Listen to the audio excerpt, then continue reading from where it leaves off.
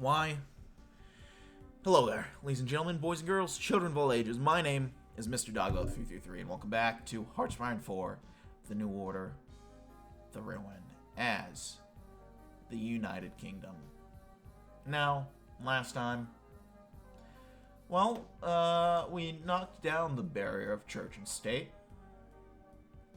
No, there was much there to begin with, but we made sure to really knock it down. And, well,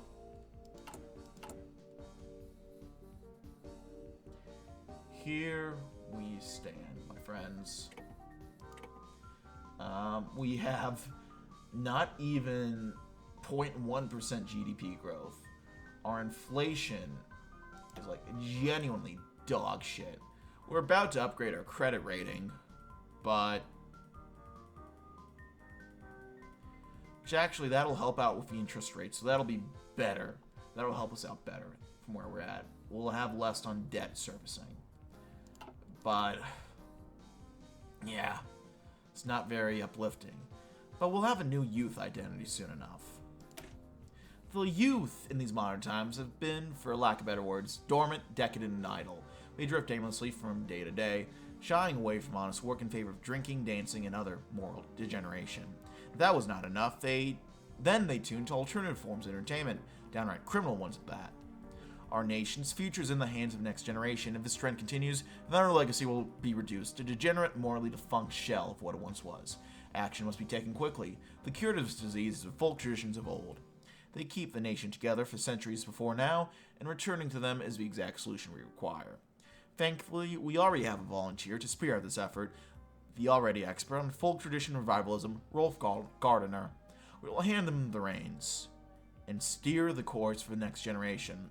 They will leave their homes, televisions, and other luxuries in learning the value of good, honest work. We can research something else. We'll do social building construction 2. The Tokyo Olympics. Oh, we were absent from that Olympics. That's a shame. Watching the TV over dinner had become something of a ritual for the Stevenson family. Every day when John returned from school, his father, Nicholas, would put it on to something entertaining whilst his wife, Emily, cooked dinner. After the chaos recently, it was nice to just sit down, relax, and watch the BBC over a nice roast. Today, however, the program was a little odd. The new chancellor, that Gardner fellow, was presenting some sort of dancing troupe. Only they were all boys about John's age. And they had swords. Real swords. How very peculiar. Do you have any idea what this is what this all is, Nicholas? Had anything at work? Asked Emily, looking just about as confused as her husband. Nicholas was about to respond in the negative until the boys all started marching across the stream, and suddenly clicked. I don't know anything for certain, darling, but this reminds me a lot of the Hitler Youth group we were taken to see on our business trip with I.G. Farben back in '61. They even got the same law bands and drums. And as he said that, the implication of it sank in, both parents turning towards their blissfully unaware son, eating his meal in peace, before looking up at each other again. No words were needed. Nicholas would be in contact with his friend at the Department of Education in the morning and see if exemptions could be made. As he reached for the remote to change channels, a waving British flag filled the screen, as a banner along the bottom read, "The Youth English Kindred. Apply today." Before John could even look up to see what the commotion was, it was gone. A documentary on birds in Scotland playing in its place. They could shut it up for now. But for how long? Well, now we have the King's speech. Come you home a hero, or come not home at all. The lads you leave will mind you, till Ludlow Tower shall fall. We have tried each and every one of our theories and encountered successes beyond our wildest dreams. Even so, we must forget that it was under the Crown's guidance that our glorious works have been brought to fruition. All that we do in His Majesty's name, recognizing the Crown's rightful place as the highest authority in England, an undisputed symbol of dignity, strength, and leadership. It is only right, then, that His Majesty Edward VIII shall be the one to announce the official beginning of England's return to her rightful roots and present social credit to the masses. When our children speak of the history of our fair isle and its return to splendor, they shall be able to say that the Edwardian Restoration began today. More fucking inflation. Jesus fuck. Oh, it's rising. Of course it keeps fucking rising.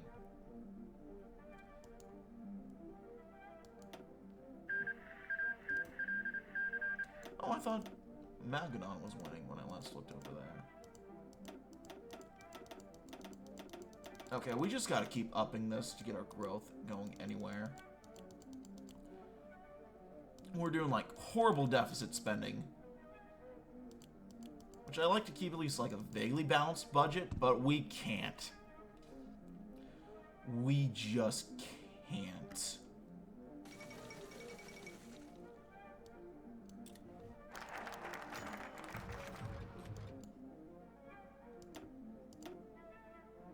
Your Majesty, would you like some water?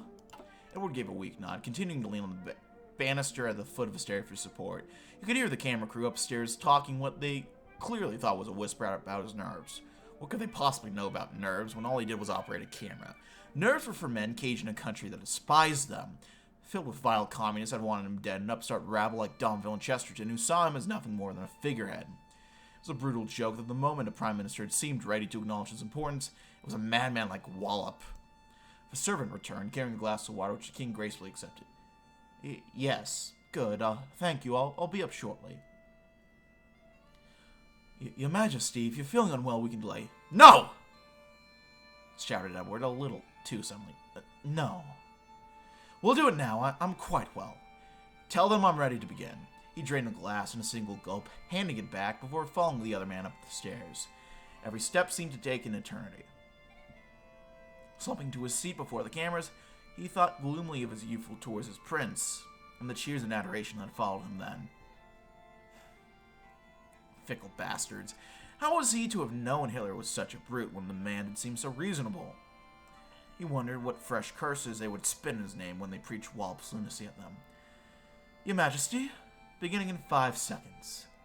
5, 4, 3, 2. Edward breathed deep and forced an empty smile. It wasn't fair. None of it was fair. Good afternoon. I'm speaking to you today as your sovereign to announce the beginning of a grand new program of revival. For far too long, the people of this country have been distant from the very land on which they live and produce. The words nearly caught in his throat. Speak, you fool, unless you want to end up caged as Puyi in Manchuria. I encourage each and every one of you to participate in that such programs such as the Young English Kindred and Credit Issuance will. The King's speech and Earl's words.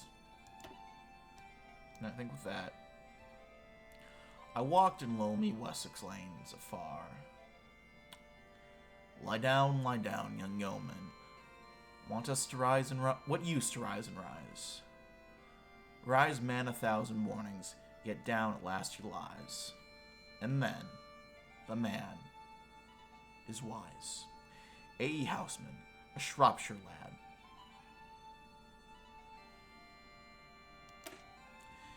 Before war consumed the Isles, the political establishment dismissed us as madmen, lunatics, a deranged gang of reactionaries that could never see behind the gates of Westminster. Even once we were given even a sliver of a chance to assume our rightful place in power under Bedford, the BPP went out of their way to disgrace any action we would take before we were summarily ejected. Not executed. And as England's true sons returned to Downing Street, there was a great howling, wailing, and gnashing of teeth amongst the establishment. Let them cry. As much as they wish, they continue to grasp reins of power, they do not, and victory has never tasted as sweet as before. The Edwardian Restoration has begun in earnest, and this government shall bring the nation back to where it should have been centuries ago. God save the King, and may he look down favorably upon England and her stock.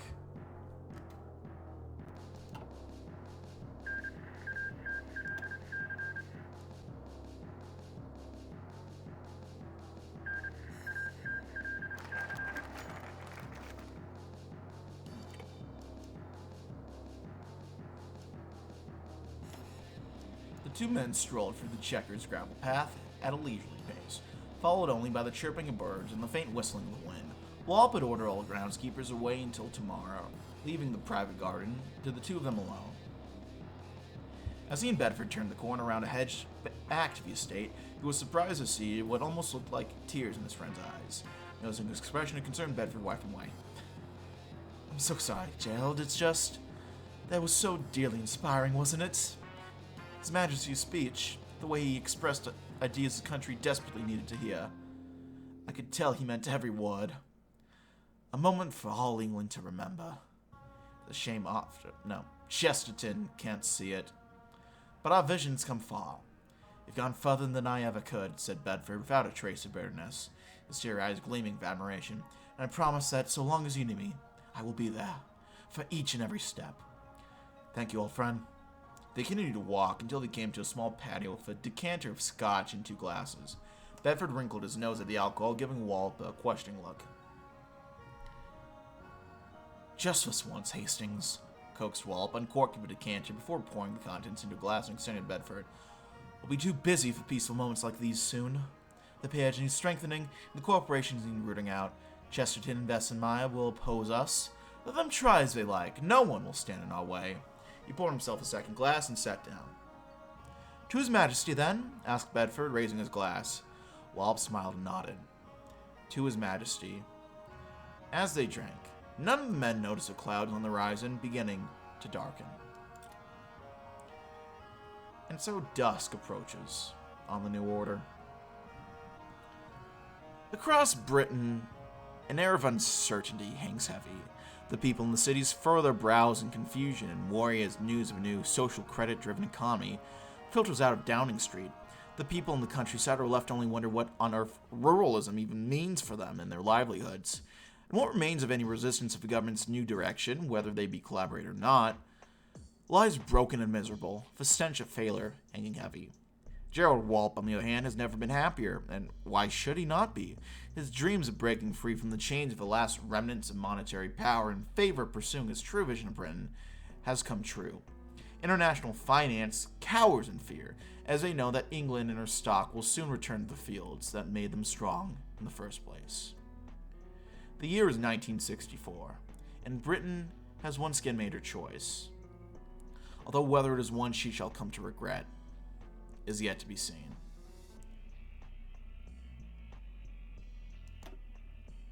Well, you got the credits, current members, former members.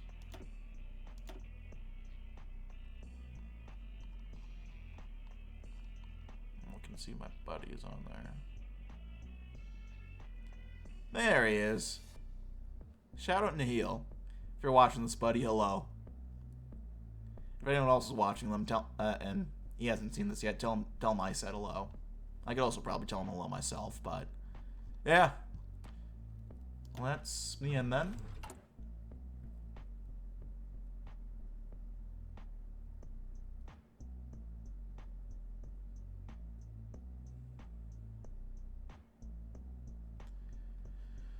Well then.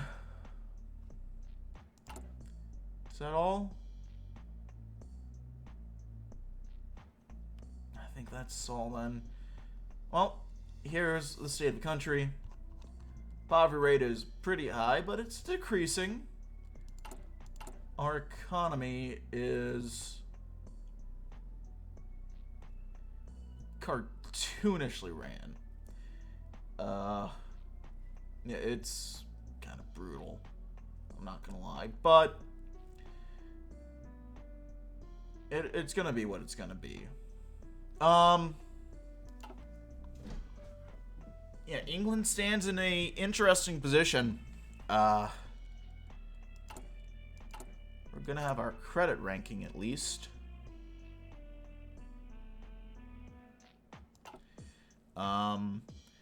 Which, funny that we're still kind of depending on this aspect of global finance in order to break free from global finance, but let's not think about that if we don't have to.